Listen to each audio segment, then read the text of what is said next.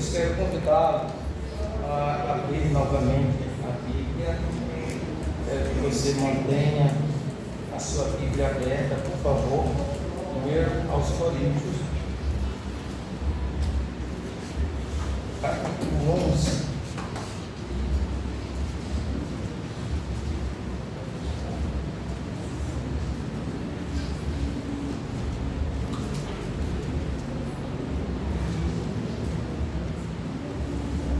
Queremos trazer uma palavra essa noite concernente ao assunto do culto.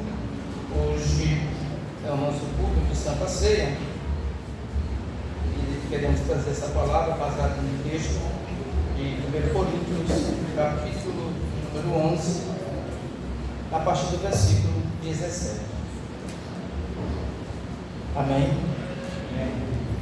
Nós não vamos trazer um tema, ainda que o culto é temático, é o culto de Santa Ceia, mas nós não iremos tematizar a mensagem, porque na verdade essa mensagem ela é uma conversa que nós queremos ter com a igreja.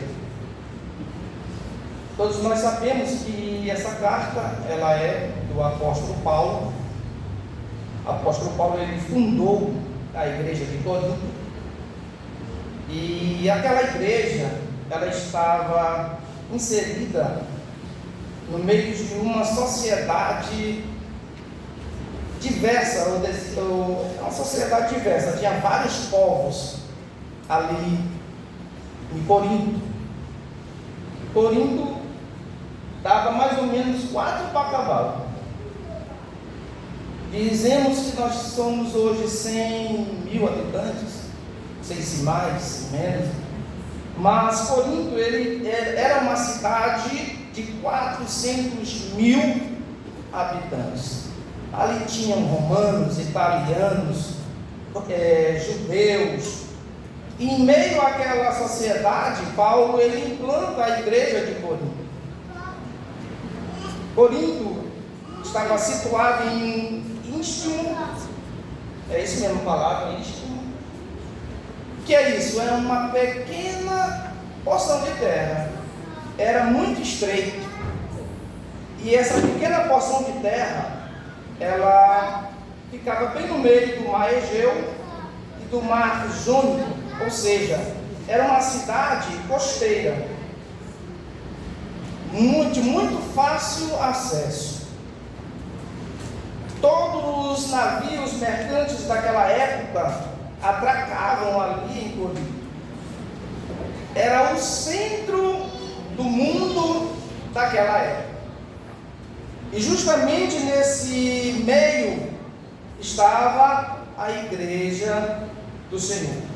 Só que a igreja de Corinto, ela estava se deixando se influenciar pelo meio em que ela estava.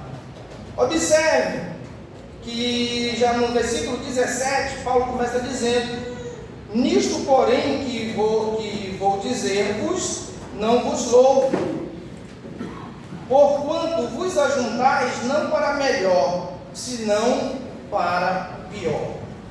Paulo estava falando para a igreja, não era para os moradores, digamos assim, de um modo geral, de Corinto. Ele estava se dirigindo à igreja que ele próprio havia plantado. E agora Paulo escreve para aquela igreja, demonstrando o seu descontentamento, sua tristeza, por conta da situação que aquela igreja se encontrava. Essa cidade de Corinto, ela era um centro comercial muito rico.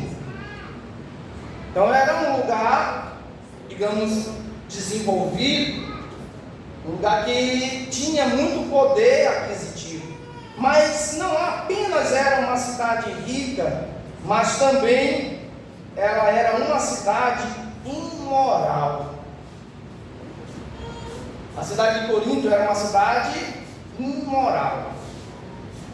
E no meio desse contexto, estava lá a igreja do Senhor. era uma cidade idólatra. Era uma cidade que tinha uma vida urbana intensa. Uma cidade que tinha uma vida urbana intensa. Era muito agitada. Não como está o culto aqui agora, né? Mas que a gente está atento mesmo ouvindo. Agora a gente quer a atenção de vocês. Eu peço que vocês me emprestem os seus olhos e os seus ouvidos. Eu já disse e volto a dizer, o crente ele não escuta apenas com os ouvidos, mas com os olhos também. Amém?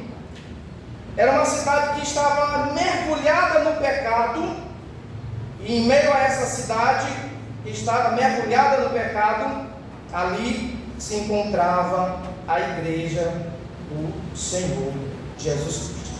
A igreja estava no meio daquela sociedade totalmente pervertida.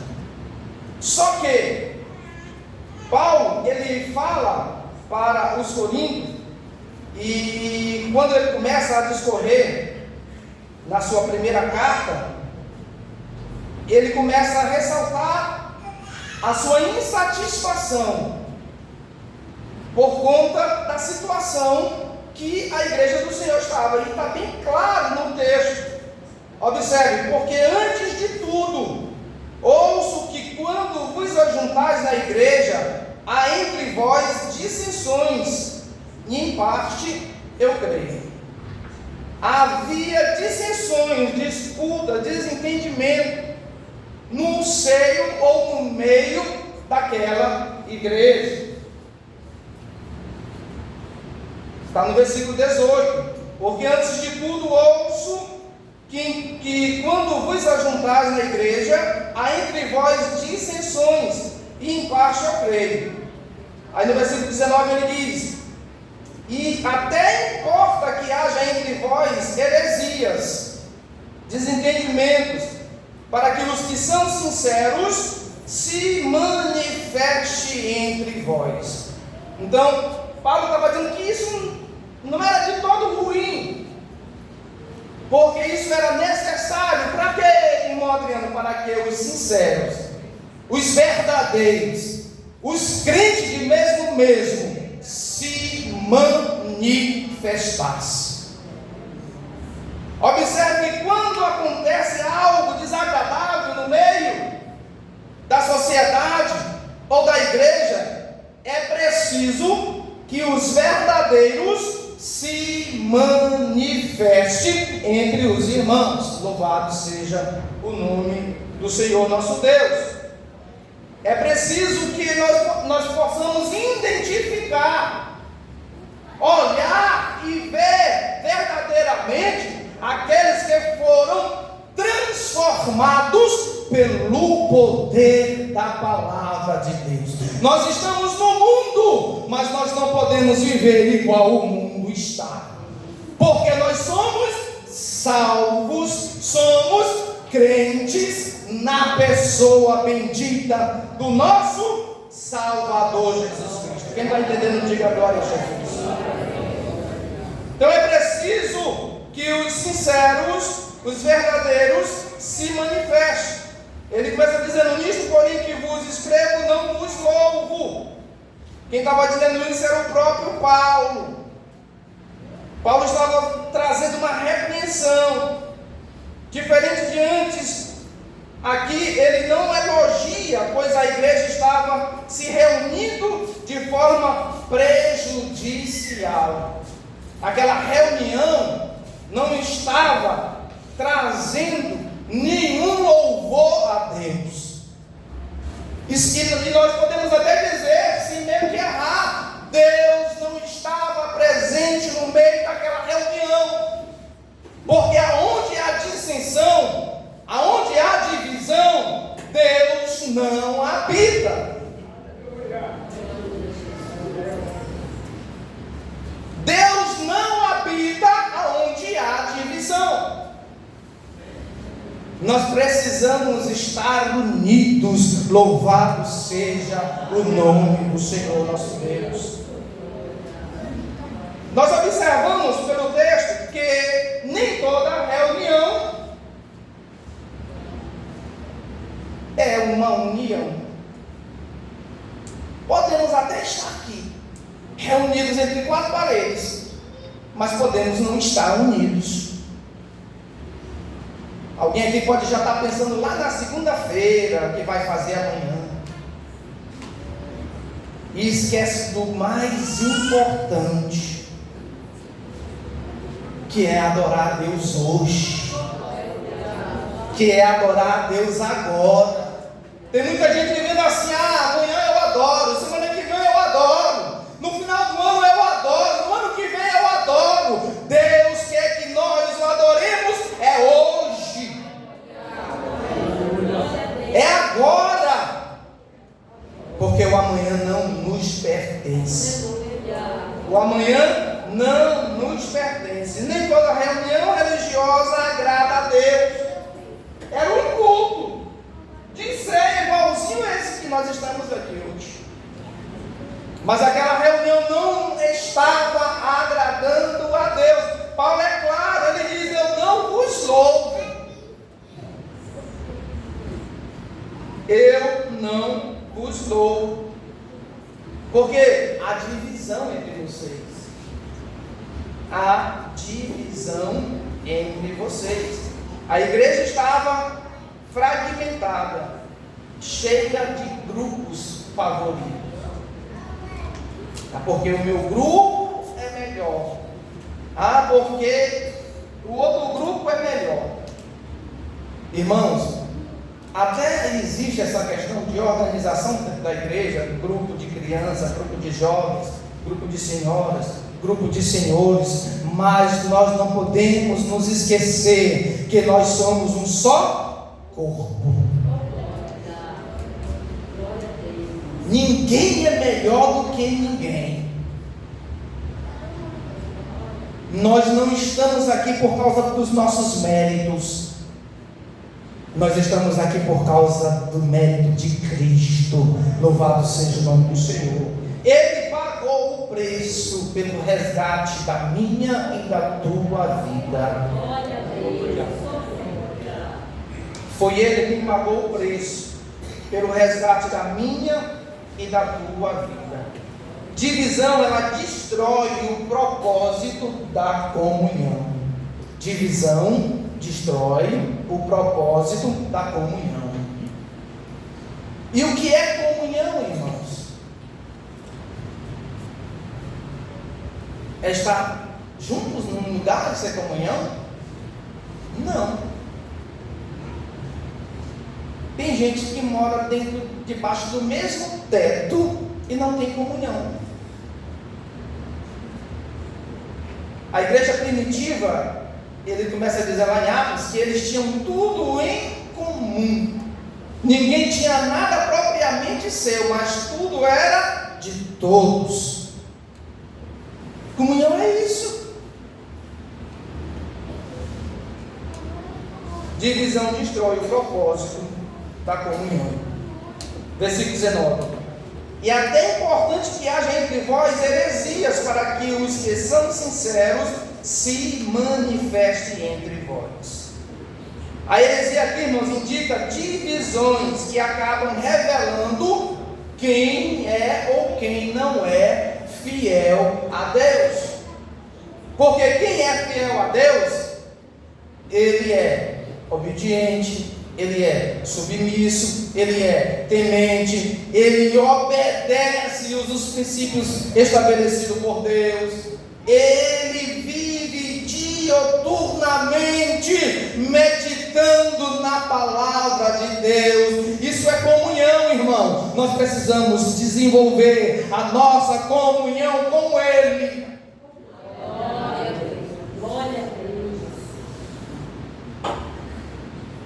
Porque se nós não conseguimos ter comunhão uns com os outros, será que nós vamos manter uma comunhão com Deus? Será que nós vamos conseguir manter uma comunhão com Deus quando nós não conseguimos ter comunhão nenhum uns com os outros? O primeiro mandamento é amar a Deus de todo o teu entendimento, de toda a tua força, com tudo que há em você. Mas o segundo mandamento, semelhante a este, é amar ao próximo como a ti e a si mesmo. É o princípio que foi estabelecido por Deus.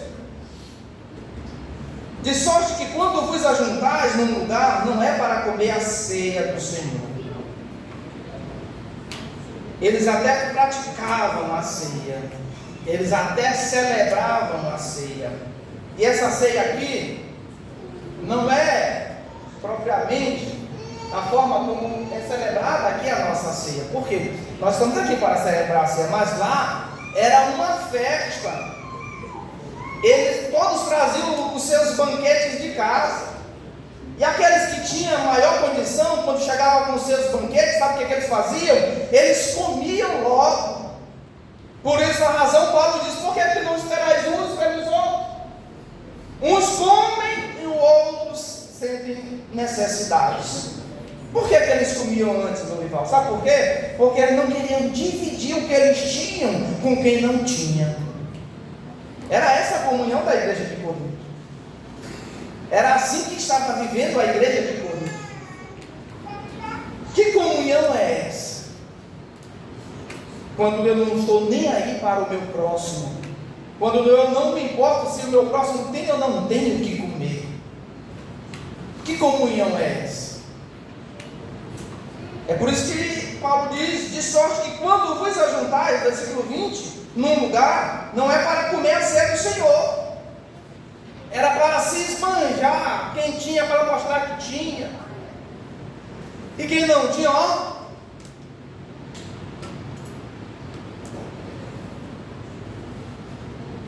Eles até praticavam a ceia, até celebravam a ceia, mas perderam o real sentido espiritual dela.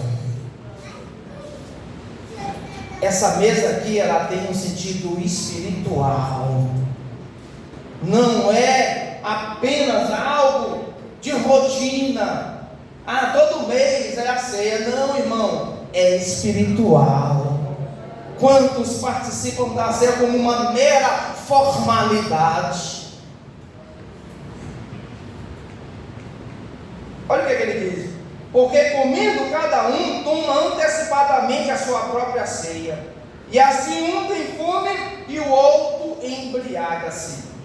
Não tendes porventura casas para comer e para beber? Ou desprezais a igreja de Deus e envergonhais os que nada têm? Que vos direi? Louvar-vos-eis nisto? É claro que não vos louvo nisso.